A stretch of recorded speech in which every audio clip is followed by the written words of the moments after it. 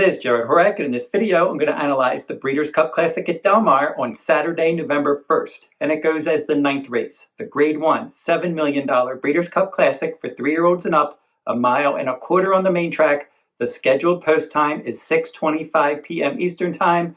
I'm going to go through the field and then I'm going to give out my top choice. Your morning line favorite was number 6, Sovereignty. He has been scratched. He came down with a fever and he is out of the race. There's a revised morning line now. And number 1 in here is Fierceness, and he is your 5-2 morning line favorite after the scratch of Sovereignty. Todd Pletcher's the trainer. John Velasquez, his regular rider, stays aboard. He's run 13 times with 7 wins, 2 seconds, and a 3rd place finish. He's 6 for 10 with a runner-up finish on fast dirt, and he's won twice at 1.25 miles, and he's also run twice at Del Mar with a win and a runner-up finish. His runner-up finish was in last year's Grade 1 Breeders' Cup Classic, and he was attending a fast pace. They were going 44-4, 109-2, and Fierceness had the lead in the stretch, but he could not hold off Sierra Leone, and he finished a good second. They brought him back as a 4-year-old. His first start this year, he was outstanding in the Grade 2 Ali Sheba Stakes, winning that race nicely. In the Met Mile, he caught a wet track. He had the inside post in a 5-horse field. Raging Torrent won that race. Fierceness chased him. He finished a clear second. In the Whitney, he disappointed. He was the favorite, and Sierra Leone won that race from off the pace, and Fierceness weakened to finish 5th that day. But he was able to bounce back in the Grade 1 Pacific Classic at Del Mar at 1.25 miles from the inside post. That was a 7-horse field, but 5 of the horses were completely overmatched, and it was really a match race between Fierceness and Journalism after Nisos scratched out of the race. And for Fierceness from the inside post, he ducked in at the start. He almost went over the temporary rail. John Velasquez was able to straighten him out, and he was able to track the pace, working out a good trip after that bad start. And Journalism was patiently handled at the back of the field, so Fierceness had all of the tactical advantage there, and he was able to take advantage of that, open up a clear lead with an early decisive move, and he won by 3.25 lengths. He's been training forwardly for this event. He's got that good tactical speed. Now, Sierra Leone's stablemate, Contrary Thinking, is in here to ensure an honest pace, and Fierceness will probably be tracking that pace from the inside post. And if he gets a good start and he can work out a good tactical trip, and he doesn't pull too hard early going after that rabbit, Contrary Thinking, if Fierceness can relax a bit, I think he's got a good shot to win this event. Number 2 is Baeza, and he is a 3-year-old, and he's 10-1 morning line on the revised morning line. He was 15-1. Hector Berrios is going to ride back for trainer John Sheriffs. He is fairly consistent with 7 top 3 finishes from 8 starts. This is his first start at Del Mar, and he's run twice at 1.25 miles. He finished 3rd both times. And in those races, the Kentucky Derby, he finished 3rd from post 19, beaten 1 3/4. Sovereignty 1st. Journalism was 2nd. In the Grade 1 Belmont at 1.25 miles, he was beaten 6.5 lengths with Sovereignty 1st and Journalism 2nd again. He met Sovereignty again in the Grade 2 Jim Dandy at 1.1 miles, and he tracked the pace, and he was defeated 1 length. That was a good effort, and he was well clear of show finisher Hill Road. Last time out, he picked up his first stakes win in the Grade 1 Pennsylvania Derby. Sovereignty and Journalism were not there. He was able to take advantage as the favorite from off the pace. He won by 2.25 lengths. So he was much the best. His speed ratings are solid and on the improve. He's training well for this. He'll probably save ground trying to rally in the stretch. He's not out of this. They paid $1.2 million for this son of McKinsey. He has a strong pedigree, and he's in good form right now. And we'll see if he can step up in his first start against older horses and run a quality race. Number 3 is Nevada Beach. He's another 3-year-old. He's lightly raced. He's on the improve. 4 starts, 3 wins, and a runner-up finish. He didn't begin his career until April of this year, a 1-mile maiden race at Santa Anita Park. He tracked the pace from the inside post, and he won that race nicely. He was the favorite again, 2nd time out in the Affirm Stakes. That was only a 4-horse field. His stablemate Gaming defeated him that day by 1 3/4 lengths. Now, Gaming had much more experience. Nevada Beach was just making his 2nd career start, and since then, he's been really good. In the Los Al Derby at 1.125 miles as the favorite in a 4-horse field, He pressed from second. He won that race by more than 4 lengths. And then in the Grade 1 Goodwood against Older Company last time, Full Serrano was the favorite there, and Full Serrano had won the Breeders' Cup Dirt Mile last year, and he was able to get out there and set the pace in the Goodwood, but Full Serrano could not keep going. He could not hold off Nevada Beach, and Nevada Beach defeated that horse by a length and a half. Now, Full Serrano is a 1 mile specialist. He's in the Breeders' Cup Dirt Mile trying to defend his title this year, and Nevada Beach ran a good race. He has plenty of stamina. And then the show finisher there was also a Bob Baffert trainee, Privman. He would come back and win a minor stakes race at Santa Anita Park in his next start. So for Nevada Beach, first start at a mile and a quarter in just his 5th lifetime start. He is all upside. He should continue to improve. It's just a question of will he be able to jump up enough and defeat a solid group like this. There's a lot of Grade 1 winners in here with a lot more experience than he has. Number 4 is Contrary Thinking, and he is in here to ensure an honest pace for his stablemate Sierra Leone. And he's 2 for 7 lifetime, and his last victory was a 1 mile race around one turn, entry-level allowance race at Aqueduct, and he wired the field that day. Now after that, Peter Brandt purchased this horse for the sole reason to give Sierra Leone more pace in his races. And his first start as Sierra Leone's pacemaker was in the Grade 1 Whitney. And in that race, he dueled on the lead, and Contrary Thinking ended up finishing last there. But his job was to ensure honest fractions. He did that, and Sierra Leone did win that race. And then last time, in the Grade 1 Jockey Club Gold Cup at a mile and a quarter, Contrary Thinking ran off early to a big early lead, and he set legitimate fractions, 46-4, 111-4. And he weakened to finish 7th in that 8-horse field. And his stablemate Sierra Leone rallied to finish 2nd, and he was a bit unlucky there because Mindframe lost the rider. Sierra Leone had to jump over the fallen rider, and he fell 18 lengths back early. But Contrary Thinking did his job, and in this race, under his new rider, Florent Giroux, as a 50-1 outsider, his job is to get out there and set the pace and help and try to set it up for his stablemate. Number 5, Forever Young. He's back in from Japan, and he's a world traveler. He's run 12 times with 9 wins and 3 third-place finishes, and he's earned more than $15 million in his career. He's a classy horse with 3 wins at a mile and a quarter, and he does have experience at Del Mar. That was in the Breeders' Cup Classic last year from the inside post when he was chasing those strong fractions, 44-4, 109-2. Now, Fierceness was right up there, and Forever Young was right up there, and Sierra Leone was able to rally from well off the pace and defeat both of those horses. But that was a solid effort for him, finishing 3rd from the inside post last year. Probably had to use up a bit too much early energy, and that day it was a decent effort. He fell back a bit in the stretch, and then he came again to finish 3rd.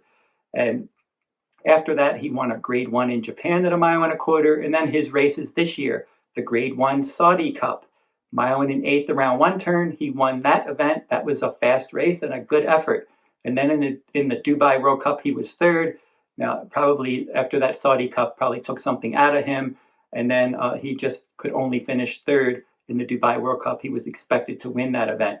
And then he had a prep race in Japan at a mile and an eighth. He was meeting overmatched horses. He was the favorite. He won that race easily. That was just a means to an end, a good prep race. He had a decent workout, just a slow 4 furlong, 51 flat, 5th best of 6 at Del Mar on October 29th. He's looked pretty good at Del Mar, jogging, walking around at Del Mar. So for him, he's got tactical speed. He's classy enough to win this event if it sets up for him. I think he's going to be tracking the pace again. And I think from post 5, he won't have to hustle as much early as he did before. They're going to let Contrary Thinking go. Fierceness will be tracking the pace. Nevada Beach will be tracking the pace. Forever Young won't be far behind those runners. And he is 7-2 on the line. As I said, number 6, Sovereignty, has been scratched. Number 7, Sierra Leone, won this race last year, and he was 8-1 morning line prior to the scratch. He is now 7-2 morning line. And he's run 13 times in his career, 5 wins, 5 seconds, and 3/3. You don't get any more consistent than that, especially for a closer like this that rallies from off the pace. He just runs his race every time, regardless of the pace, regardless of anything, he just goes out there and tries hard. This will be his final career start, and he won this event last year. And in that event, from post 11 in a 14-horse field, he rallied from 11th. He made a nice move, though, around the turn. So when they were getting to the far turn, he was able to get in contention, and that's why he was able to defeat Fierceness. And I think they're probably going to want to try to do that again. Now, he's done that other times in his career. He's made that big move. He did the same thing in the Stephen Foster when the pace was slow, but Mindframe was able to defeat him that day. And then after the Stephen Foster, the Grade 1 Whitney, the pace was solid enough, 47, 111, and 3. He just needs a solid pace. He doesn't need a crazy pace. If he can just get good solid fractions, 110 and change will probably be enough for a horse like this to make a big late run. And for Sierra Leone, he won that Grade 1 Whitney. And then in the Jockey Club Gold Cup last time, as I said, he had to jump over the fallen rider, and he was 18 lengths back after 4 furlongs, and he rallied to finish second, beaten a length and a half. He was finishing with a full head of steam, and if he would have had a better trip, he probably would have defeated Antiquarian that day. He's training lights out for this. He should get pace help with his stablemate, ensuring an honest pace. And Flavien Prat, his regular rider, stays aboard for trainer Chad Brown. Number 8 is Mindframe. He was the unlucky horse in the Jockey Club Gold Cup, where he ended up losing the rider there when he was bumped early. And he is 6-1 in this event. He was 10-1 morning line prior to the scratch of Sovereignty. Irad Ortiz Jr. is going to ride him back. And this horse, prior to the Jockey Club Gold Cup, 7 starts, 5 wins in 2 seconds. He's a multiple Grade 1 winner. The big question is going to be the distance. He's run twice at a 1.25 miles. His first 1.25 miles start, June of 2024 in the Grade 1 Belmont, in just his 3rd lifetime start.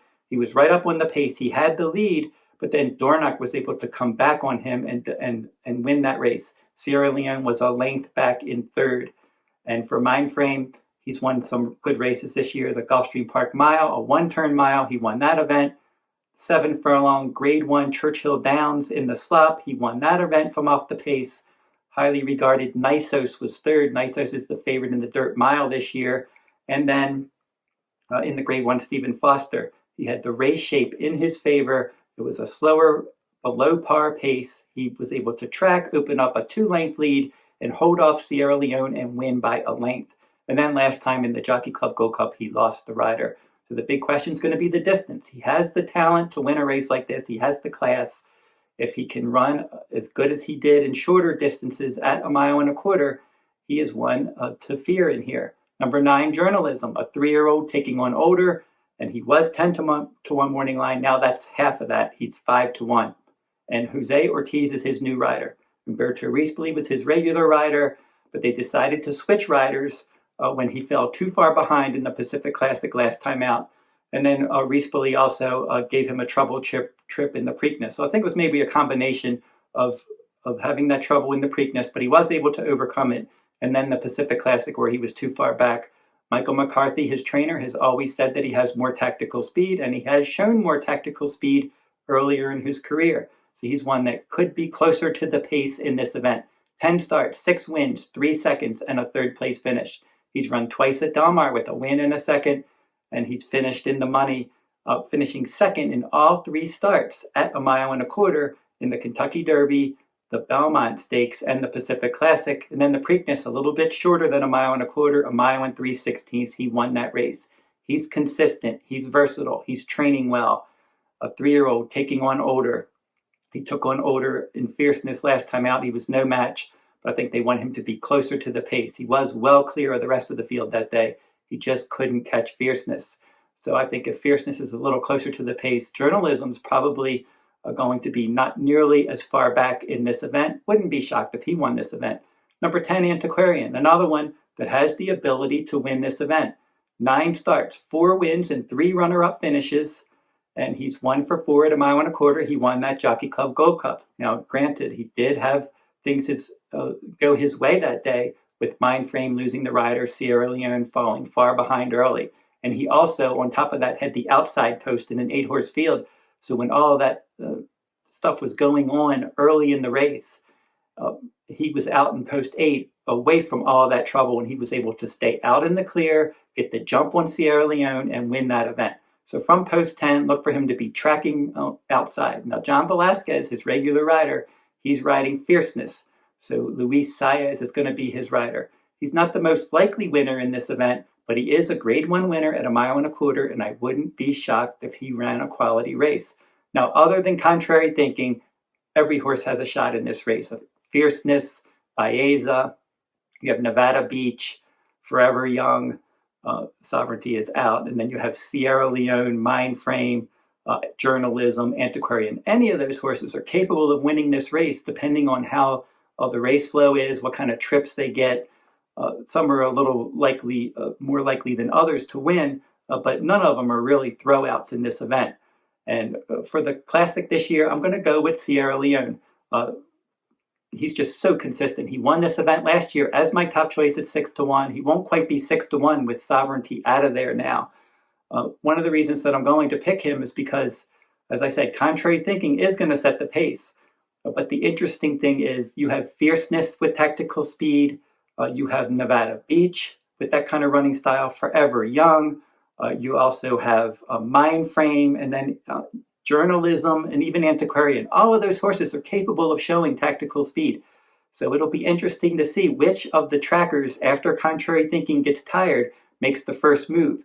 And if Fierceness makes the first move, you can definitely see horses like Nevada Beach going after him early, Forever Young. They're going to try to move when he does because they're going to know Fierceness is the favorite and they don't want him to get too far ahead. You're also going to see Mindframe making a move. Journalism will probably be keeping close tabs on Fierceness under his new rider, Jose Ortiz. He's not going to want that one to get too far ahead. And then Antiquarian. So it's possible that contrary thinking opens up a clear lead. Fierceness maybe tries to go after him first, and then multiple other horses could go right after Fierceness. That could make the race a little bit faster and challenging around the far turn heading into the stretch. And then a horse like Sierra Leone could be sitting back in the right spot to get the job done. So that's how I see the Classic this year. Sierra Leone, number 7, my top choice. But as I said, multiple other horses are capable of winning this event. And if you picked another horse other than contrary thinking, I think that your horse probably has a decent shot to run a quality race in here. And don't forget, if you're interested in my full card analysis, you'll find my full cards at therunawayhorse.com on my shop page. I will include a link to my shop page in the video description below. I'm covering full cards at Del Mar each day for their fall meet, including both Breeders' Cup days on October 31st and November 1st. And both of my Breeders' Cup full cards are complete and on my website now. So if you want to get my Breeders' Cup analysis, you can. I've been doing these Breeders' Cup full cards for many years. I cover Southern California racing every year, all year long. So I'm very familiar with Del Mar and the Southern California circuit. And hopefully that I'll have another good Breeders' Cup this year at Del Mar. It was at Del Mar last year as well. Had a solid Breeders' Cup. Hope we can do even better this year. And I had a good opening day full card for October 30th at Del Mar. So I'm off to a good start. I had a very good meet at Santa Anita Park. And hopefully I can carry the momentum right into the Breeders' Cup this year. And don't forget to like, comment, and share these videos if you like them. Subscribe to my channel as well. It's free to subscribe. And until I see you next time, good luck at the races and good luck in the Breeders' Cup.